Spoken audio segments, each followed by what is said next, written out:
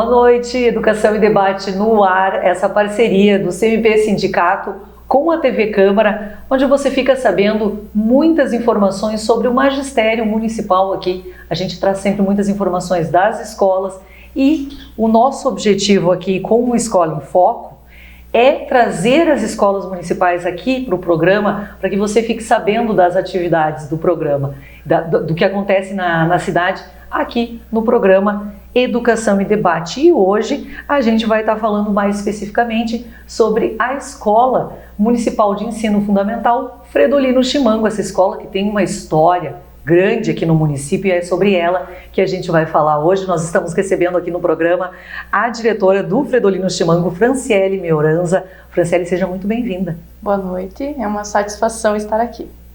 Também está conosco o Thiago Machado, Thiago, que é um dos dirigentes do CMP Sindicato e que vai conversar com a gente aí, trazendo também um panorama do trabalho realizado entre o sindicato e as escolas municipais. Boa noite, Thiago. Boa noite, Dani. Mais uma vez é um prazer estar falando ao nosso público na parceria de uma escola tão especial para nós do CMP Sindicato. Começando pelo Thiago aqui, Thiago, a gente poder falar um pouquinho das ações do sindicato.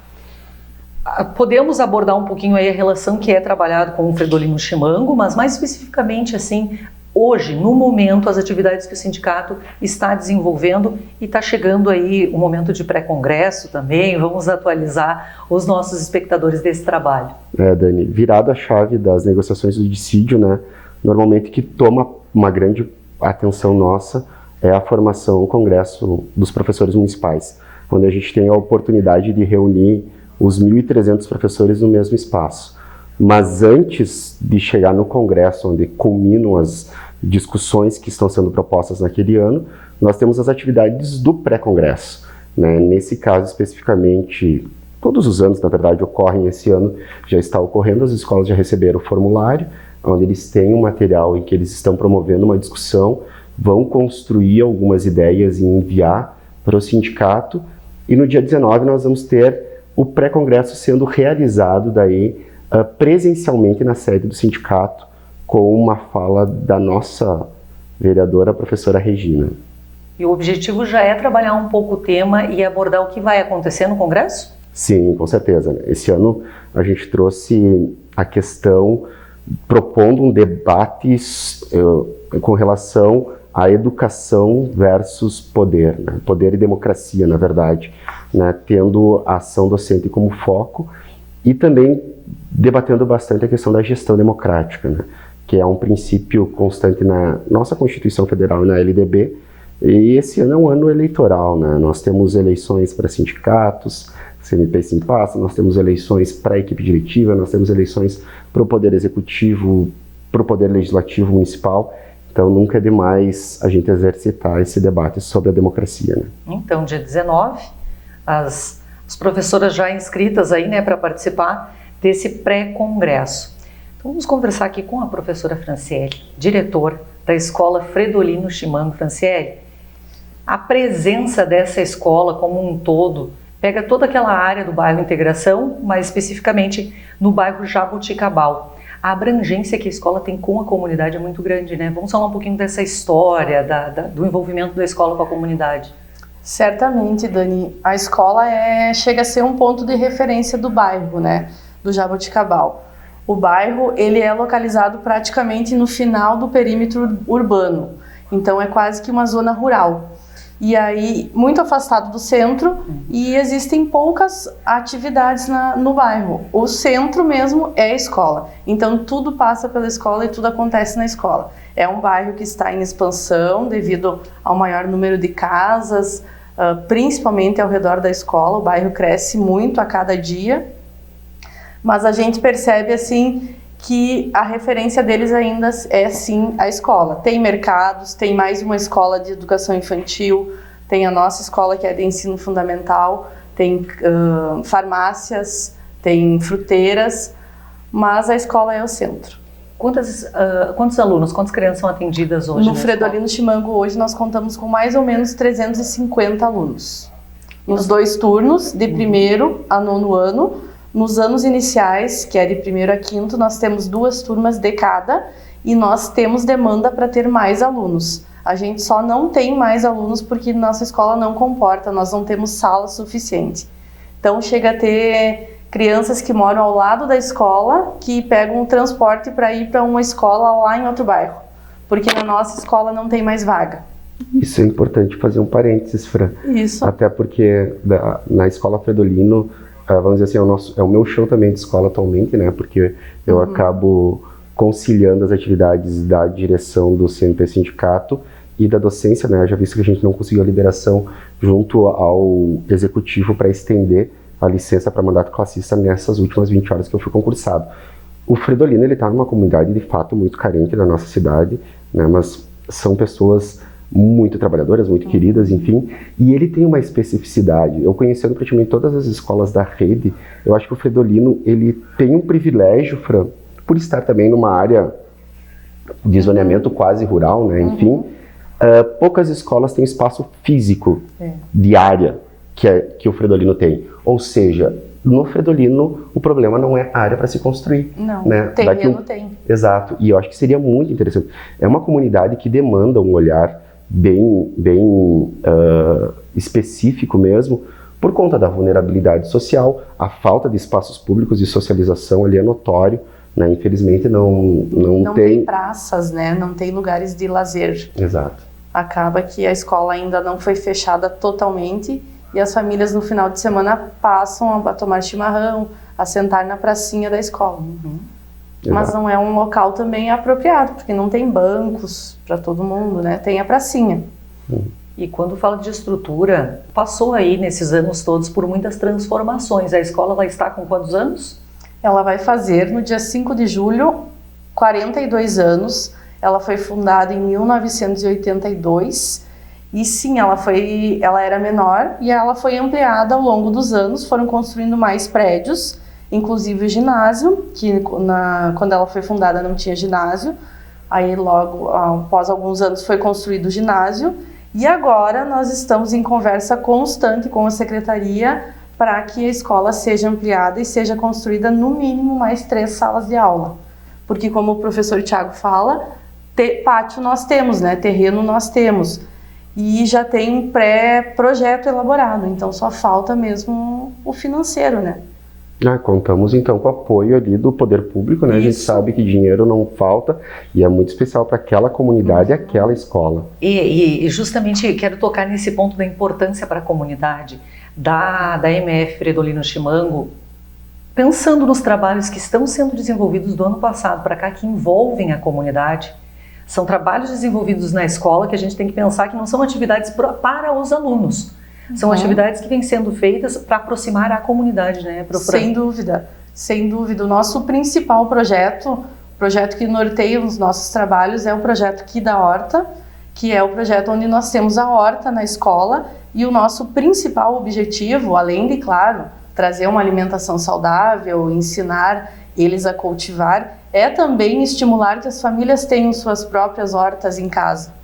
Então, o nosso trabalho com os alunos é esse. E a partir daí, a gente faz feiras, a gente vende, né, o que é produzido na escola pelos alunos, porque quem planta, quem faz a limpeza da horta, quem escolheu o local onde a horta seria colocada, quem analisou o solo foram os alunos. E com a ajuda dos alunos, a gente também colhe esses legumes, essas verduras, os temperos, e nós realizamos uma grande feira e vendemos para a própria comunidade. Então é um alimento produzido na escola, de qualidade, porque ele sai direto da horta para a mão do consumidor. É diferente da alface, do temperinho que tu compra no mercado e às vezes está lá uma semana, mais de uma semana, né? Então ele tem uma durabilidade melhor e ele é totalmente orgânico, né? Nós não colocamos nenhum tipo de veneno para cultivar essas verduras. Além da horta em si, nós também fizemos a reutilização de todo o resíduo orgânico produzido na escola, que é a merenda, né? Toda a merenda é reutilizada para a produção do adubo orgânico. Esse adubo orgânico também é utilizado na horta para a produção das nossas saladas e é utilizado para venda também e reverte em lucros e benefícios para a escola. Então, a questão da sustentabilidade é algo que a escola foca muito. Nós procuramos separar todos os tipos de resíduos. O resíduo seco, que é papelão, plástico, a gente doa para a cooperativa vai quinzenalmente na escola e leva esse material, e o resíduo orgânico é todo produzido adubo orgânico. O projeto aqui da horta, especificamente, que a gente está falando de sustentabilidade, teve uma mentoria. Como é que a escola introduziu esse projeto? A partir da Secretaria da Educação, né, que lançou essa proposta, a gente abraçou justamente por nós ter pátio, né, por nós ter espaço para a realização da horta. Mas essa questão, a gente já teve horta em outros anos. Então sempre foi algo que nos motivou a preocupação com o meio ambiente, com a qualidade de vida, com os recursos naturais, sempre foi algo muito trabalhado na escola.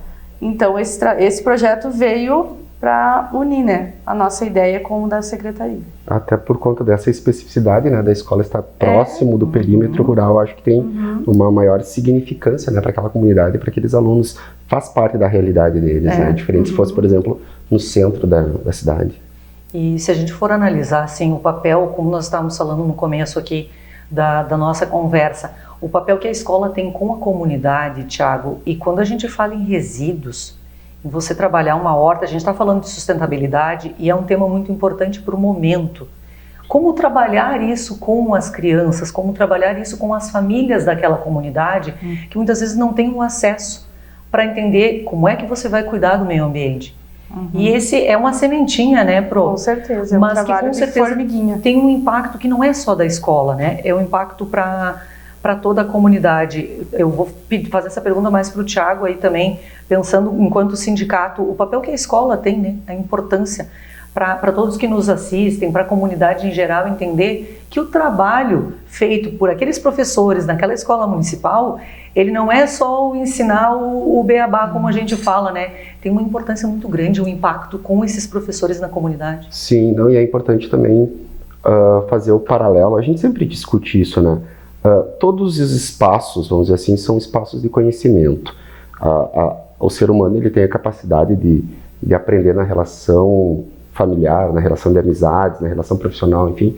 Mas a escola, ela existe com essa única finalidade, né? E é de sistematizar esse conhecimento para que ele ocorra de forma pedagógica.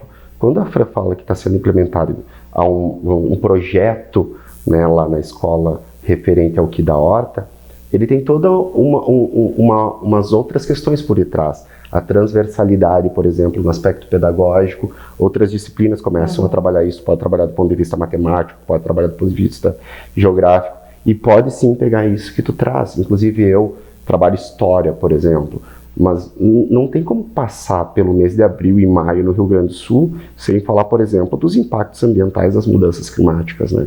Então a gente sempre pega esse leque e acaba trazendo para dentro das discussões junto aos alunos, né?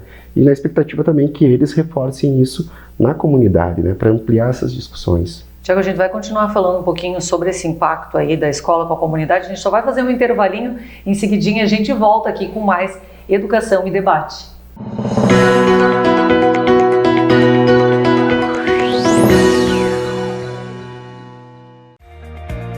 O que é importante para você é importante para a Câmara. A Câmara de Vereadores tem compromisso com a comunidade e transparência na gestão. Por isso, debater as necessidades da comunidade faz o trabalho do Legislativo ter muito mais resultados para você. Com participação, as mudanças acontecem e os investimentos geram mais desenvolvimento e garantem um futuro melhor para a nossa cidade. Câmara de Vereadores de Passo Fundo, a casa dos grandes debates.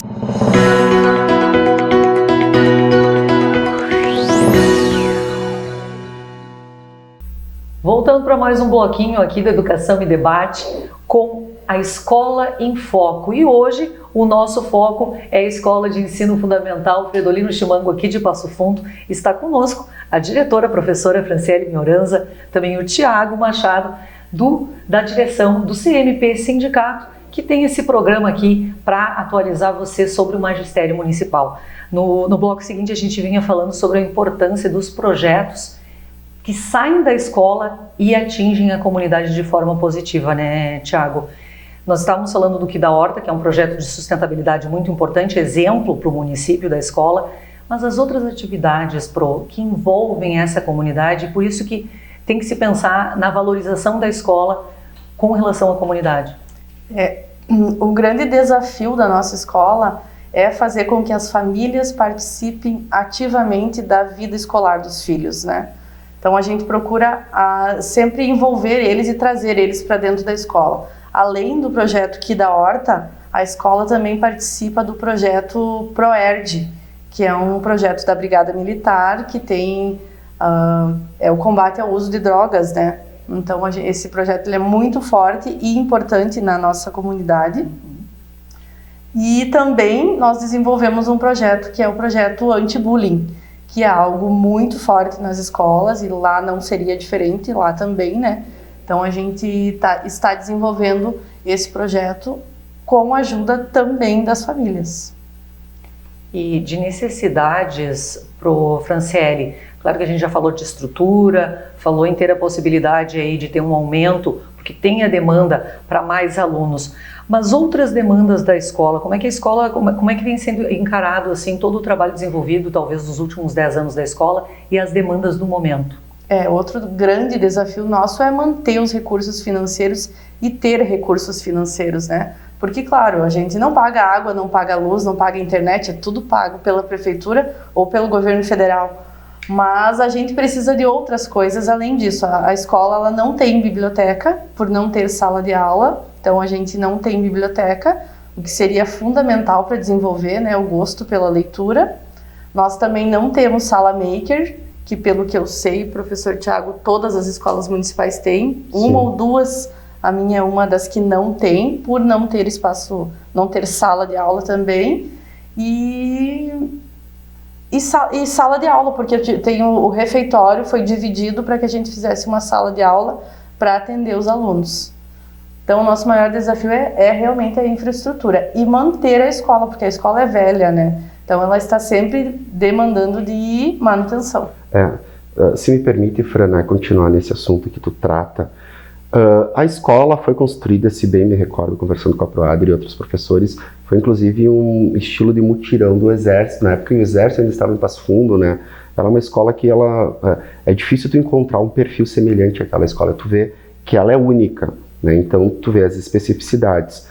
Só que é óbvio, é um prédio muito antigo que carece muito mesmo da nossa mantenedora. Porque quem tem a obrigação de manter as estruturas físicas e dar condição de trabalho no que diz respeito à infraestrutura ali é a Prefeitura Municipal de Passo Fundo na figura da Secretaria Municipal de Educação.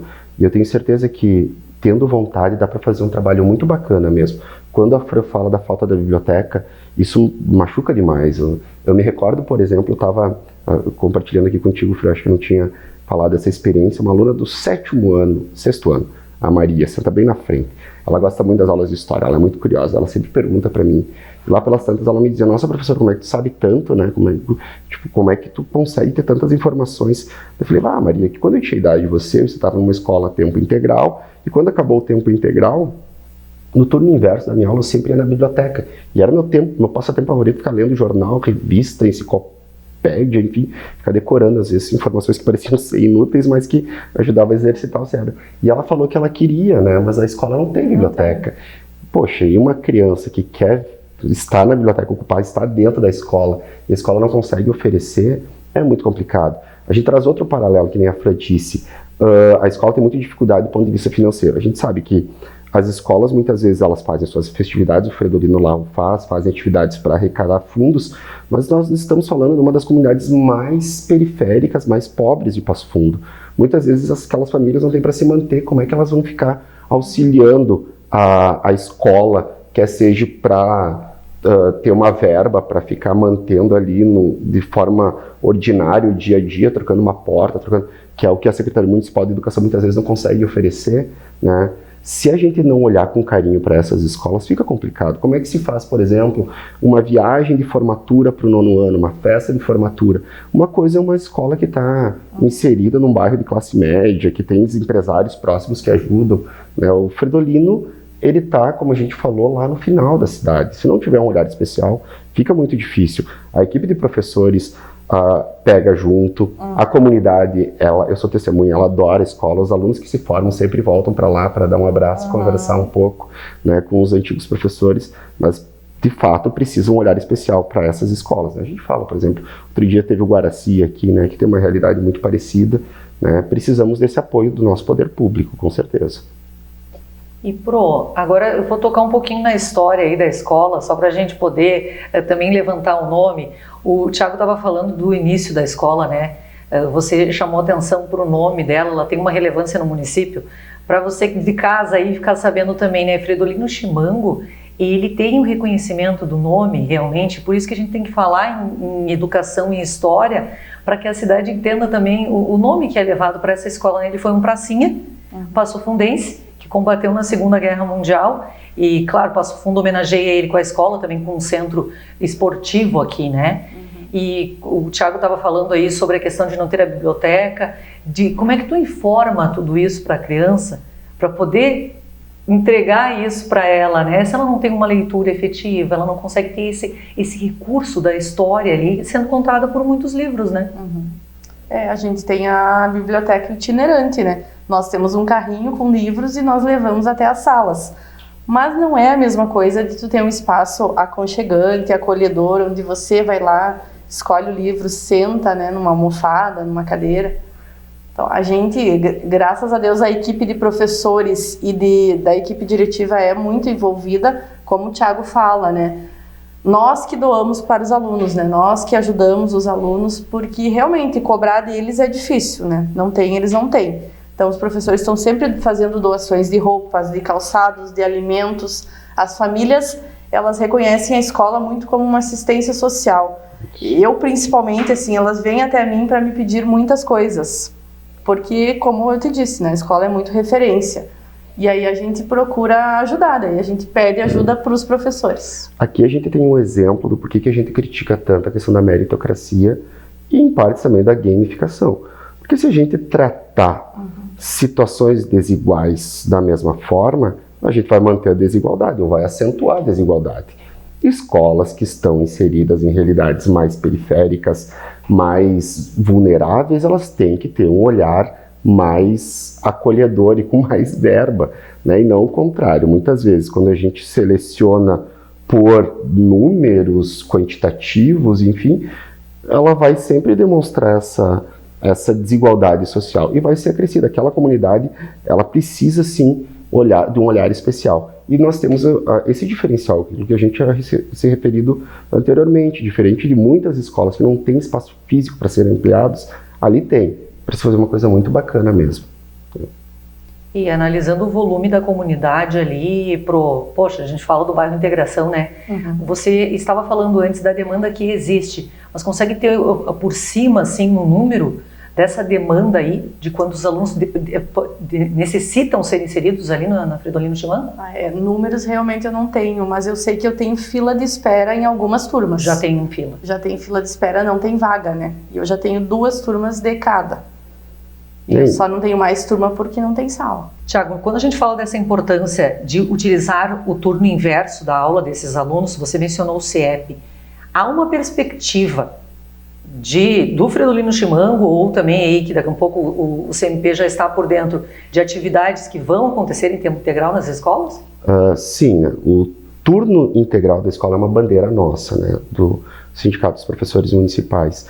Já tivemos muito forte lá nos anos 90, voltou reformulado ali com mais educação nos anos 2010, mais ou menos, só que nos últimos anos tinha sido completamente abandonado. Agora nós temos uma repaginação, né, da integralidade dos estudos, vamos dizer assim, já que não é um turno integral total, né, onde cerca de 1.000 alunos da rede pública municipal dos 6º anos, né, eles vão estar utilizando a estrutura da UPF, né, para expandir um pouquinho dos seus conhecimentos. É interessante, né, mas eu particularmente acredito que realidades como, por exemplo, da São Luís, da Záquia, do Jabuticabal, enfim, eles deveriam ter daqui um pouco um turno integral, vamos dizer assim, dobrando a carga horária, principalmente os anos iniciais. Fala eu, um ex-aluno da rede pública municipal, aluno do turno integral, né? Pro Franciele, esse trabalho desenvolvido ele vai ser com que série agora? Agora vai ser com 6º anos. E tem uma dinâmica já prevista? Não, ele será apresentado nas próximas semanas. Agora nas próximas semanas para tem a apresentação dele. Vai ter a inauguração do projeto na UPF e depois a apresentação geral. Tomara que seja um início, né, Tiago? Sim. Para que isso seja um modelo, né? Assim como a gente vinha falando daqui da Horta, aí um projeto de sustentabilidade que é referência para as escolas municipais, quem sabe esse seja um momento de trazer isso à tona, de pegar esse movimento, desse momento, e quem sabe aí vai ser um modelo para que a gente... É um norte, né? Acho que a partir dali a gente consegue pensar projetos maiores. A gente já está encaminhando aí para o finalzinho do programa, fazendo uma avaliação já desses primeiros meses aí do ano, as atividades previstas agora ao longo do 2024. Quer fazer suas considerações das atividades da escola, também falar um pouco do quadro docente, de como vocês estão estruturados lá, que a gente não falou muito do Fredolino Chimango, como é a estrutura docente de vocês lá e de coordenação, né?